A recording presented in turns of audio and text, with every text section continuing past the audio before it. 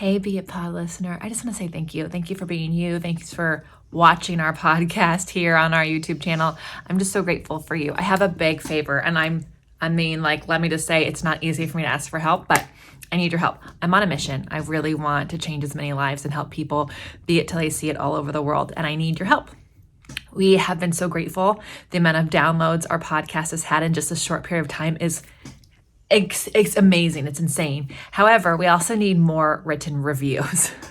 And specifically on Apple. So even if you are watching here on YouTube, or you listen on Spotify, or you listen on Google Play, Apple Podcasts is where everyone looks to see which podcasts they should send people on for interviews. And so we need lots of reviews to be there, like 100 written reviews. So big, huge favor, if you use the link below, go write a review, rate us, give us all the stars you love, and let me know. Screenshot it, send it to me on the Be It Pod. I just want to thank you from the bottom of my heart. We truly can't do this podcast without you, and I'm just so grateful that these words hit your ears. And if you wouldn't mind writing us that review, that would be amazing, and I would be so forever grateful. Thank you, and now, here's a podcast you want to listen to. Welcome to the Be It Till You See It podcast, where we talk about taking messy action, knowing that perfect is boring. I'm Lesley Logan, Pilates instructor and fitness business coach. I've trained thousands of people around the world, and the number one thing I see stopping people from achieving anything is self-doubt. My friends, action brings clarity, and it's the antidote to fear. Each week, my guests will bring bold, executable, intrinsic, and targeted steps that you can use to put yourself first and be it till you see it. It's a practice, not a perfect. Let's get started.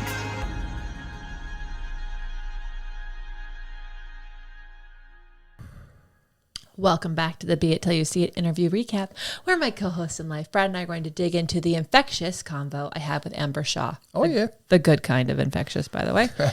In our last episode, if you haven't yet listened to that interview, feel free to pause this now and go figure out how to listen to that one on whatever podcast platform you listen to, and then come back and join us. Or I think sometimes if you listen to this one and you just keep listening, it will just go through the list. It depends. I actually don't know how to work my own podcast app. So, let us know. If you're looking at all episodes of a podcast, it will just go to the next one. That's true. Yeah. But if you're looking at what's going to be played next, then it's going to jump from pod to pod. This is why we have Brad, everyone. This is why we have him. It is a party. Okay. So, y'all, we are actually gearing up to plan our road trip. Is this our 4th year road tripping or our 5th year road tripping? 4. This is only the 4th time that we've done this nonsense. Yep. Okay, so y'all, back in 2018, I was in protest about flying to the East Coast. It's a long story, but you cannot get a flight to Philly from LAX under $1,000 nonstop. So $1,000 with a stop, usually in a state that has snowstorms, and like always Detroit or something like that. Chicago, Denver, and always a red eye. We never got one during the day. Yeah. And twice, the only times I've ever fallen asleep on a plane, there was an emergency and all the lights turned on. And even Brad was like, are you kidding me? So in 2018, I said I would not go back unless we drove. And Brad said, okay. So we rented too small of a vehicle and drove across the country with 2 dogs. We didn't have 3 yet. And it was so fun. It was so fun. And the whole time we went, I was being DM'd on Instagram, are you teaching classes? And I thought, oh, people are home during the holidays. So then the following year we did a pop-up and we did 8-city tour, and it was so fun. And then obviously year number 3, well, we all know what 2020 was. So we're back. We are road tripping. Again, we road tripped last time, but this time we're going to take more than 2.5 days to get across the country. And we're going to make some stops. We are. We're going to make some stops, and they're not locked in just yet, but we've got so there's still time to get your city on the list. Yeah, we've got we've got an exciting schedule that's going to take us from Here. Vegas up to New York City. Yeah. To down to Miami. Yeah. And then Through cutting Texas. back across the country there. So what is set in stone is Atlanta on the 28th. Right. And somewhere outside of Philly on the 19th. and a Miami hotspot. It's hot on the 30th. But other than that's all I can say. So if you are excited about that, then you're going to want to get on the list. Just below there's a show note. Get on the list on our email. We will let our email peeps know exactly what is happening and how to snag your spot. Yeah. Just make sure you're on our email list and you'll find out about it for sure. I'm so excited. You know how you get on the list? You can get that free class and then you'll just be automatically on the list and you get a workout. That works too, yeah. Yeah, that's that. So, anyways, okay. So what question we have this week? All right. So this week, the first question we had was, how do you know if you are overcommitted? Yeah. So, I got this question actually from our panel we had at the house. We had a pop-up at the house, our first one. Oh. And this question was asked to me and the other amazing women on the panel, one who's been on the podcast and one who's going to be on the podcast. So shout out to Erica and Megan. And they had great answers, but I thought it'd be fun for us to share the answers with all of you. So how do you know if you're overcommitted? This is like a really interesting question. I think sometimes you know after you've overcommitted. Usually that's how it happens. When things start falling out of the sky, figuratively, meaning plates start dropping, then you start to realize, oh, I'm not being effective. I'm actually not serving anyone. Definitely know how that goes. Having had 3 business partners and a spouse with 3 different companies and a spouse who had a company too. And it really was kind of spinning my wheels. I was still making everything, like I was meeting deadlines, generally speaking, but nothing was growing. It wasn't actually, it was a crazy couple of years of, nonstop, all day long kind of a non-sustainable effort. And by pulling back and shifting, focusing, suddenly one thing started to grow. And that was very exciting to see. It also made me kick myself because I didn't need to wait 2 years to figure that out. He means working 3? with me. I do. And you know what made me think of? Okay, so very few people will remember this, but if you are listening to this and you remember this show, let me know. So when I was a little girl, there was a show called Xuxa. And it was like a talk show, like, I don't know what you call those shows, variety shows. And she was Australian host and her name was like XU, and somehow that was Xuxa. I don't know. It's an Aussie thing. Maybe I'm wrong. Australian listeners, Jojo, I know you're listening when you're dog walk. Let me know if you remember this. It would be 30 years ago.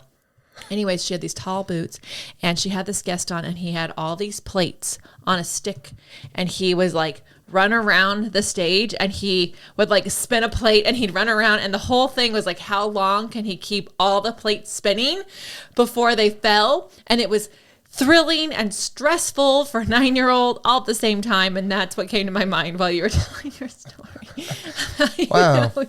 Okay. I'm not going to look that up, but I'm going to take your word for that. Anyways, I want to know who knows who Xuxa is. And if you watch the show and if you remember that person. Okay. 100%. I think what one of the guests at our panel, Megan, said was like when you get resentful, like when you're like when you go to do the thing and you're resentful that you said yes to the thing, that is a sign you've overcommitted. I think crying is a sign you're overcommitted.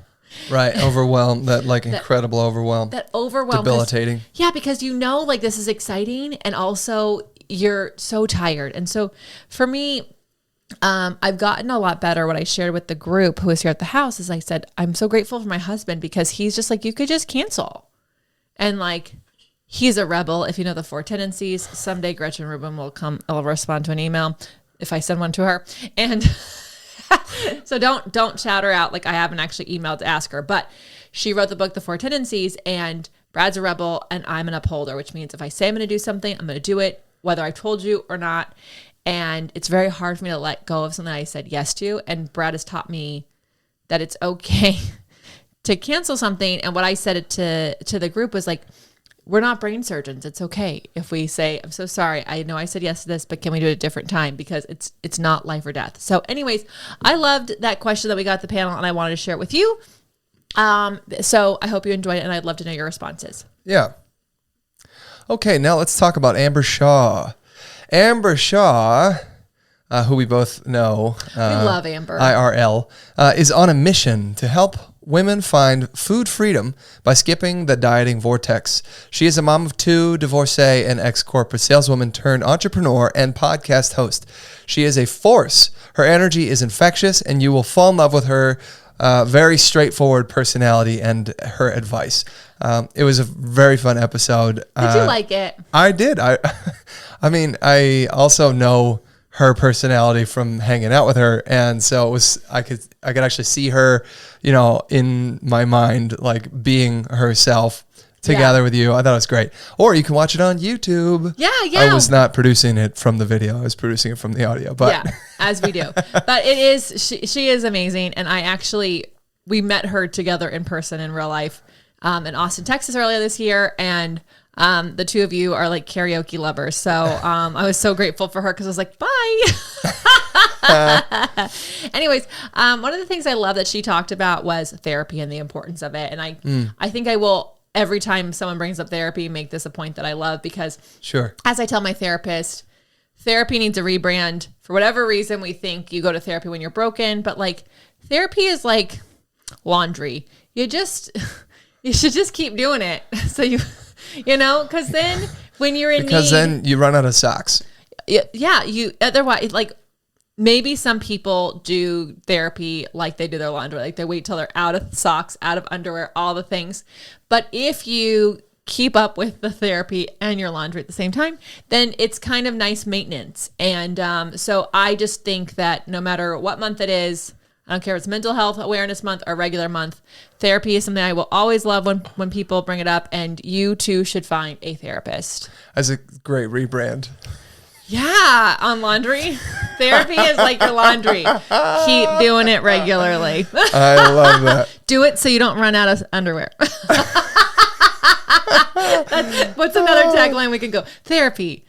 It's like I don't know. I'm not good at this. I'm not a marketing person. Anyways, It comes out or it doesn't. Okay, that's what I love. What did you love? Really funny. Okay, I was laughing really hard. I was laughing really hard at you about that. But she said something that I really connected with, and I have shared on the pod before.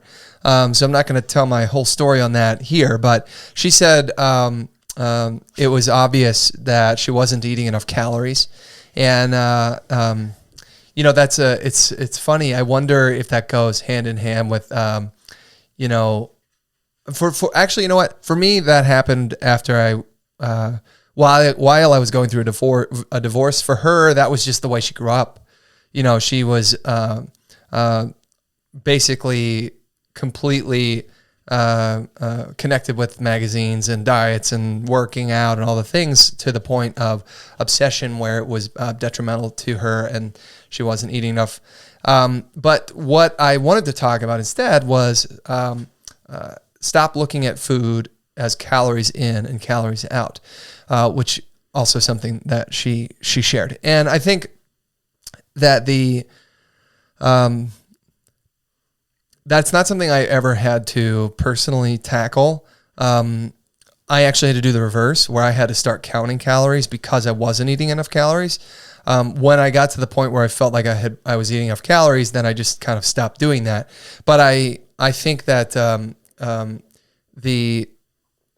she talks about freedom with food, and she talks about building up your food experience, your relationship with food, to the point where you can splurge on a Thursday night and not freak out about it, not freak out about the calories that you may have consumed, because you're on a regimen for the rest of the week, or whatever. You're being consistent about it. And I just wanted to encourage others who are really dealing with that kind of a association with food to connect with Amber, because she, I'm clearly not the spokesperson for that, but she is, and she, has come through quite a journey, a relationship with food, to where she can enjoy eating, and it became very obvious from listening to her story. Well, I have brought on a couple, like we've had Giselle before, we have Amber. Giselle as well. We've got Sure. someone coming up because ladies, excuse me, ladies, ladies, we keep outsourcing our worth and value to a scale, and we have to stop. Like the size of your jeans doesn't determine the amazingness that you are, and being it till you see it. You cannot do that if you're like allowing a number on a scale or what's on your plate to determine if you did a good job today or not. And so I will continue to bring these amazing women on until we have overcome this thing. And it might take us years because I was definitely raised with the magazines and with the women. And I told Jennifer Van Bartevol Pay, I said, I grew up with these magazines and I'd rip out the articles and I was trying to be these girls. And you know what? I actually can't blame the magazines because I'm gonna be really honest. I was listening to her and another woman talk on Jenny's podcast this week that we actually are, sometimes we're inferring a different thing. Like I was looking at fitness magazines and I was inferring a different size on these women than was actually there. And so I think we have to take ownership of that and have some more fun in our lives and not judge like every meal based on like whether that was enough, because we have bigger things to do than worry about that. So I'm glad that was your takeaway. And yes, reach out to Amber. She's freaking awesome. Freaking awesome. Amber's freaking awesome. Amber's freaking awesome. We will not make a song up for anyone. That just happened. Okay, all right. So finally, let's talk about the beit action items you discussed with Amber Shaw. What bold, executable, intrinsic, or targeted action items can we take away from your convo with her? She had so many. She did. She actually had quite a list, and she said consistency is the name of the game. With moderation and satisfaction. And I thought that was awesome, because it's like a step-by-step approach. But that's not what I wanted to talk about. I wanted to talk about, something that I personally have experienced, which was the divorce scenario.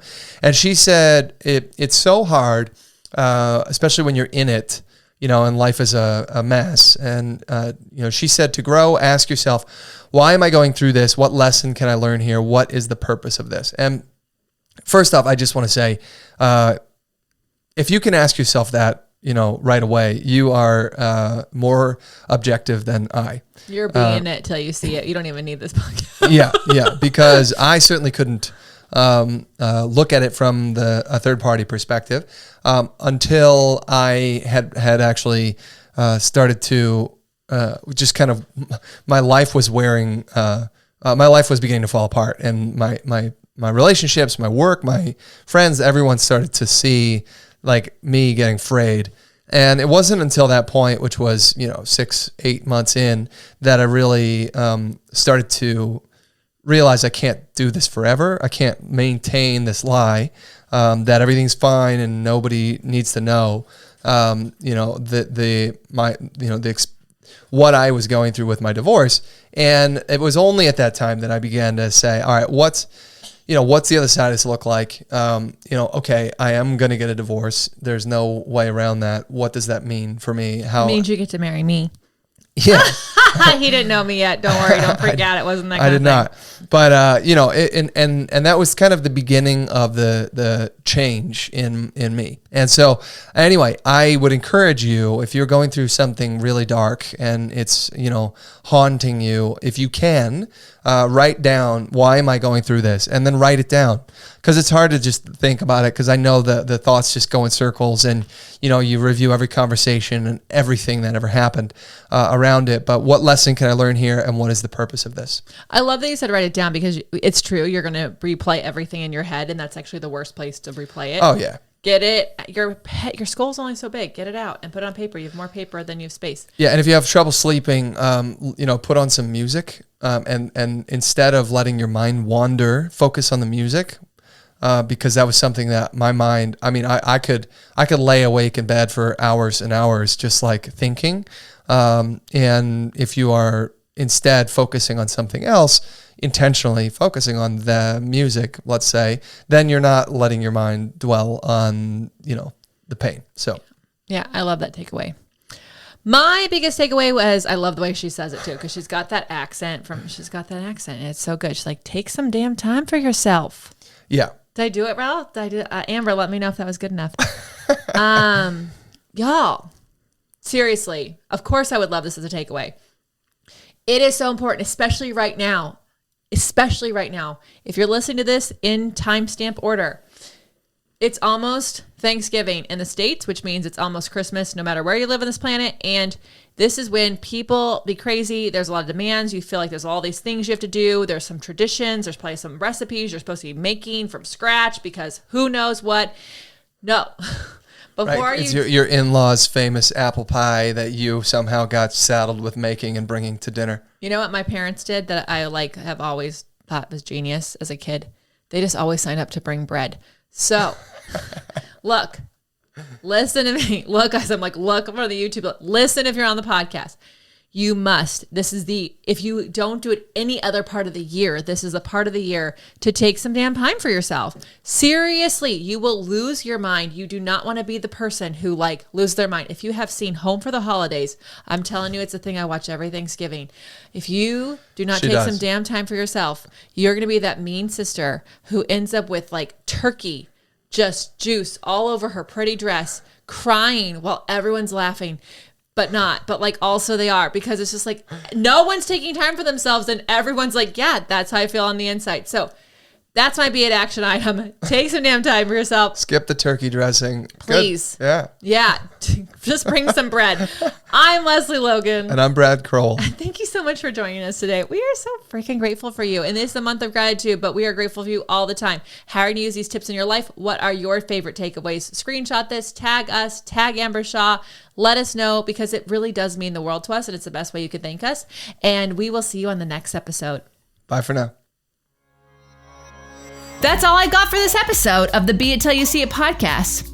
One thing that would help both myself and future listeners is for you to rate the show and leave a review. And follow or subscribe for free wherever you listen to your podcast. Also, make sure to introduce yourself over at the Be It Pod on Instagram. I would love to know more about you. Share this episode with whoever you think needs to hear it. Help us and others be it till you see it. Have an awesome day. Be It Till You See It is a production of As the Crows Fly Media. It's written, produced, filmed, and recorded by your host, Lesley Logan, and me, Brad Crowell. Kevin and Belle at Disenyo handle all of our audio editing and some social media content. Our theme music is by Ali at Apex Production Music, and our branding by designer and artist Gianfranco Cioffi. Special thanks to our designer Jaira Mondal for creating all of our visuals, which you can't see because this is a podcast, and our digital producer Jay Pedroso for editing all the video each week so you can. And the Meredith Crowell for keeping us all on point and on time.